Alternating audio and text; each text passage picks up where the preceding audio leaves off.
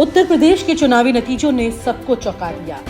ऐसे में सवाल उठ रहे हैं कि आखिरकार कांग्रेस और मायावती एक या दो नंबर पर सिमटकर कैसे रह गई, और मायावती जिन्होंने उत्तर प्रदेश की सत्ता को 4 बार संभाला, वो सिर्फ एक नंबर पर कैसे रह गई।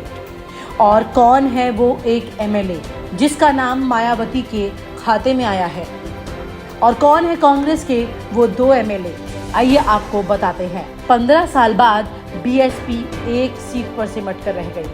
बीएसपी के वोट शेयर में भी भारी गिरावट आई है। 2017 में बीएसपी का वोट शेयर 22% था, जो इस बार कम होकर 12.8% रह गया। 2022 के उत्तर प्रदेश विधानसभा चुनाव में बीएसपी को केवल रसोड़ा विधानसभा से जीत मिली है, और जीतने वाले उम्मीदवार का नाम है उमाशंकर सिंह। उमाशंकर सिंह ने बीएसपी की हार पर मीडिया से कहा है कि पार्टी इस पर आत्ममंथन करेगी।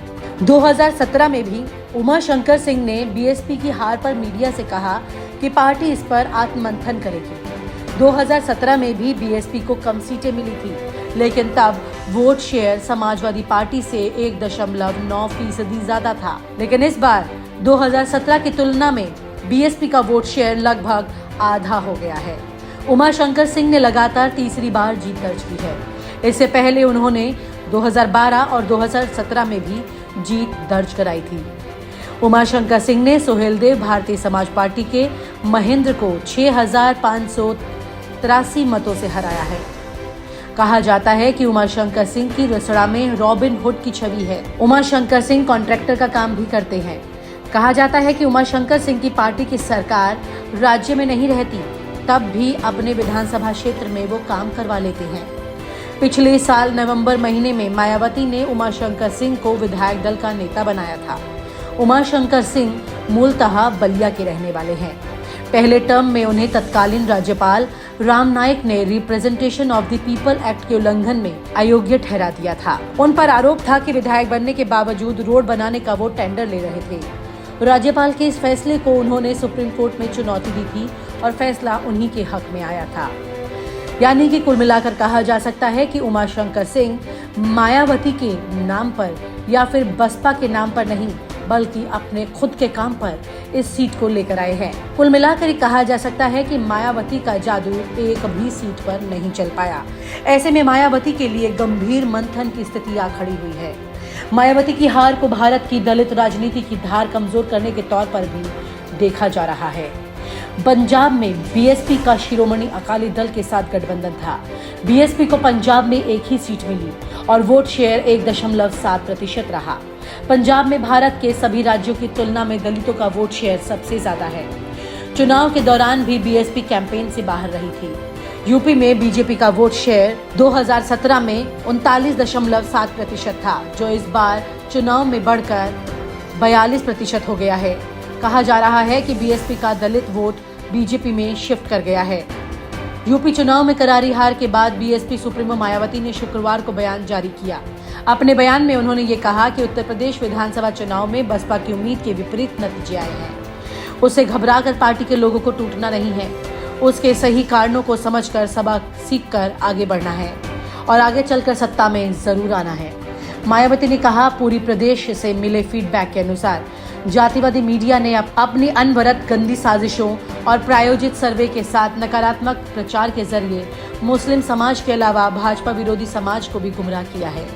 ये प्रचार किया है कि बीएसपी बीजेपी की बी टीम है। मीडिया ने प्रचार किया कि हम मजबूती से चुनाव नहीं लड़ रहे हैं। आइए अब आपको बताते हैं कि कांग्रेस के वो 2 विधायक कौन हैं। कांग्रेस पार्टी का भी इस चुनाव में कुछ ऐसा ही हश्र रहा है। कांग्रेस को महज 2 ही सीटों पर जीत मिली। 2017 में कांग्रेस के कुल 7 विधायक थे। इस बार वोट शेयर भी 2.33 पर सिमट कर रह गया।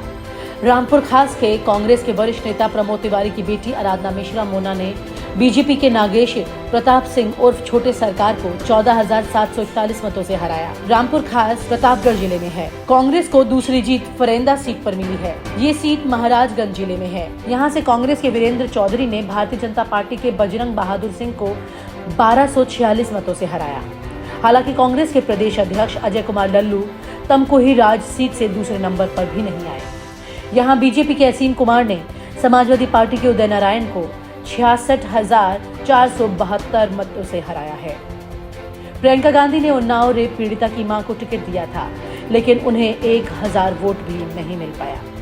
रामपुर खास से आराधना मिश्रा पहली बार 2014 में उपचुनाव में जीती थी। उसके बाद उन्हें 2017 में फिर से जीत मिली। यहां से इनके पिता प्रमोद तिवारी 9 बार विधायकी चुनाव जीत चुके हैं। जीत के बाद आराधना मिश्रा ने ट्वीट करके कहा है कि मेरे रामपुर खास की जनता ने बता दिया कि यहाँ खोखली बातें नहीं बल्कि विकास बोलता है। मेरे आदर्श पिता आदरणीय प्रमोद तिवारी जी के साथ 42 वर्षों से रामपुर खास सतत विकास का साक्षी रहा। वो निरंतर विकास के अध्याय लिखते रहेंगे। अपने जनादेश के लिए मेरे रामपुर खास की जनता का हृदय से आभार। तो कुल मिलाकर उत्तर प्रदेश में जिन 2 बड़ी पार्टियों को सबसे बड़ा सदमा लगा है वो है मायावती और प्रियंका गांधी की पार्टी, यानी कि बसपा और कांग्रेस। दोनों ही महिलाओं की रणनीति इस बार पटकनी खा गई, लेकिन उत्तर प्रदेश में कब क्या हो सकता है इसे कोई नहीं जानता है। और आप हमसे जुड़े रहने के लिए सब्सक्राइब करें YouTube पर, फॉलो करें Twitter पर और लाइक करें Facebook पर। और ज्यादा जानकारी के लिए आपको टाइप करना होगा सिर्फ न्यूज़ नशा।